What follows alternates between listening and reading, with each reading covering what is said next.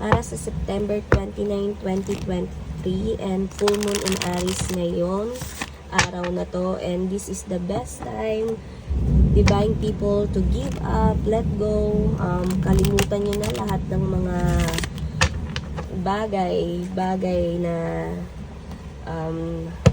that let us drain, empty, lahat ng sadness, pain, disappointment, failure, lahat ng struggles, challenges na pinagdaanan natin. This is the best time para alalanin natin lahat ng mga yon. Kung ano ba yung mga pagbabago, ano yung mga,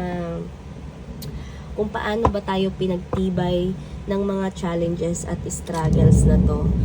This is also a reminder that we need, kailangan na nating mag-set up ng mga bagong goals, vision, ideas, and kailangan mo na ring alamin